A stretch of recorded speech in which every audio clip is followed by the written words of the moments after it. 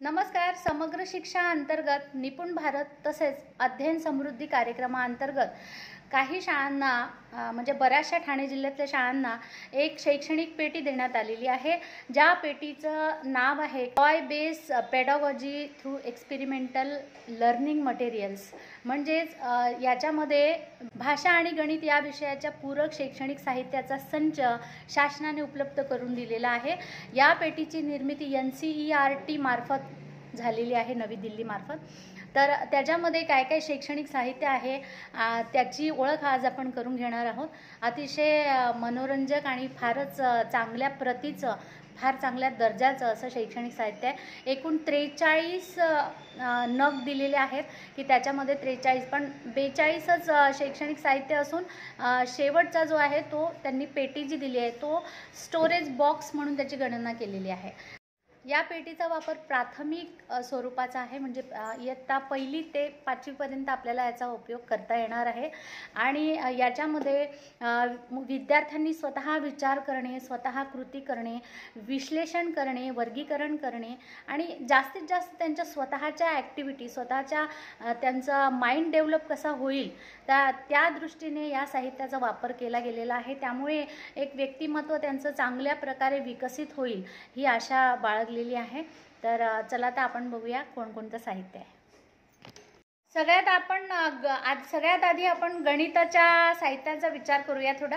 आणि याच्यामध्ये हे खूपच मला आवडलेलं आहे. फायबरचे हे बनलेले आहेत, प्लास्टिक पण नाही आहे, फायबर टाईप आहे. आणि याच्यावर लिहिलेलं आहे 1000 मिलीलीटर.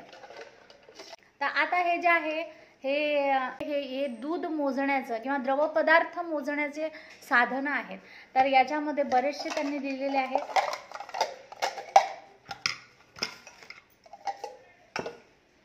हे 500चं आहे, त्यानंतर हे 200चं आहे, त्यानंतर हे 100चं आहे. 500चं, 200चं आणि 100चं पण आहे बघा. हे 100चं आहे, मला दिसतंय की नाही, हे 100चं आहे. त्यानंतर हे अगदी सगळ्यात छोटंसं 50चं आहे.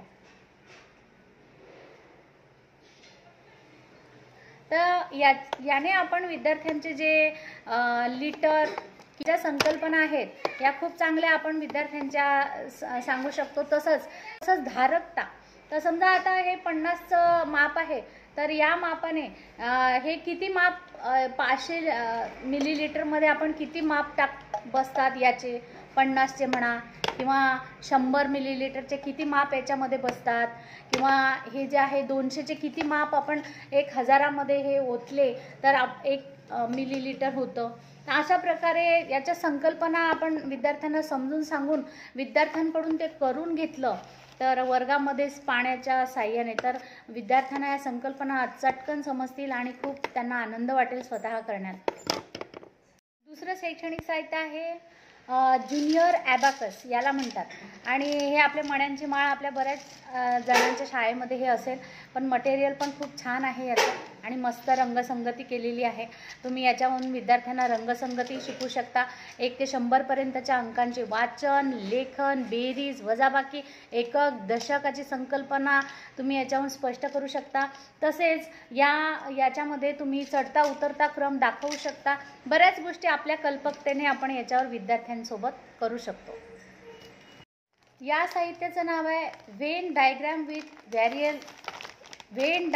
With variable shape. म्हणजे याचे जे आहे ना, याचे वेगवेगळे आकार तयार होतात. तर याचे वेगवेगळे आकार, हे जॉईंटच आहे एकमेकांना, तर याचे आकार तयार होतात. भूमितीचा भाग आहे हा थोडा. तर याच्यामध्ये हे बघा, त्याच्यामध्ये असा त्रिकोण तयार होईल. हा त्रिकोण झाला.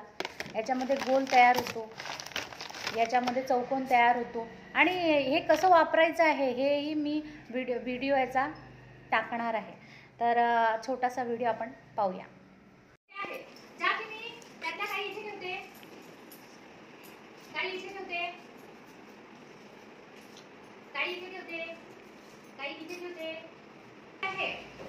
तर समजायचं की हे क्रिकेट खेळणारे मुलं आहे. काय क्रिकेट? हे क्रिकेट खेळणारे आहे. हा त्रिकोण जो आहे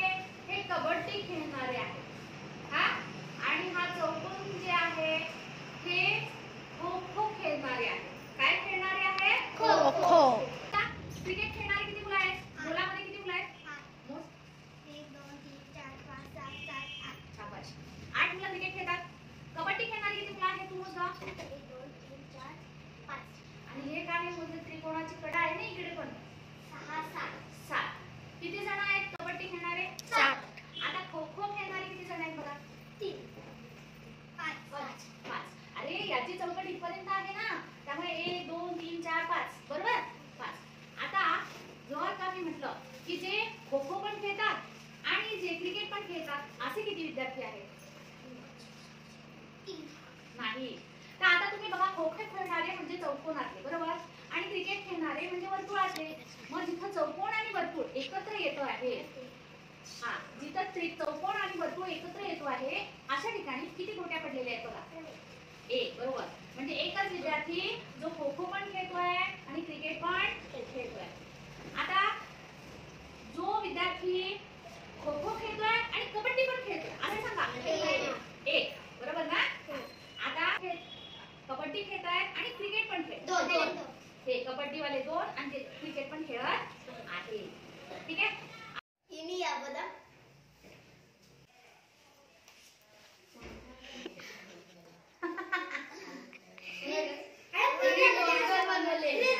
मासा दिसतो का? मासा दिसतो ना? आणि हे काय योगा करणारा, हा योगा करणारा माणूस दिसतो का? असं मांडी घालून बसल्यासारखं.